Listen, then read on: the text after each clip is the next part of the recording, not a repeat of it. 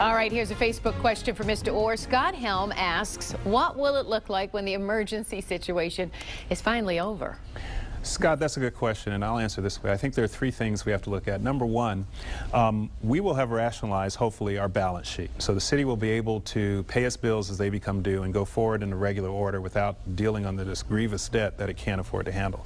Number two, we hope to have streamlined city operations and more efficiently, and some of them are simple. Solid waste, garbage, blight, lighting will be on their way but not completed. Tax collection, planning and development, so you can spur economic development in the city. The third thing, at the meeting we had last week with the federal representatives, one thing that Attorney General Holder pointed out is, we have to manage expectations. And that means people have to be patient. We've gotten to this point over 60 years.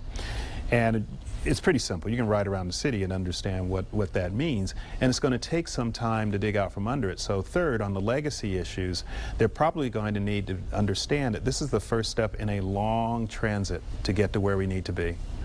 A long time. But we've made the step. We're going to build in some safeguards so we can stay true north. We're going to continue going. We're going to set goals to try to remediate blight in years, not in decades in a sense. And the city will hopefully have a better balance sheet, be functioning better, and start to look different. Our motto here is Unify, Inspire, Act at Detroit 2020. You're clearly acting. Right. But are you unifying and inspiring? There are a lot of people who are angry, a lot of people hurt, a lot of people who are worried, and they look at you and you look like you're in charge and you just know they're taking care of business. Well, someone told me once time that I'm a technocrat, and maybe, people are responding emotionally and they don't, because some of this stuff is highly technical.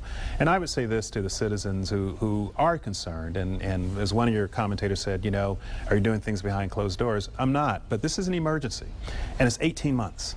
As I've said again and again and again, we've been dealing with 60 years of deferred issues, and we got to get through that. In fact, right now I feel like I'm running out of time. I've got 12 months and the 6 months is happening. So it's not the regular order. Regular order will be restored when I leave, but in order to get at what we need to do within the powers that I have under the statute in an emergency situation, it's not going to be the same situation. In fact, the way we used to do things is in part why we are. So I hope people understand at the end of the day I have their best interests of the city at large, 700,000 residents, not just pensioners, not just retirees, not just any particular group, but the city at large.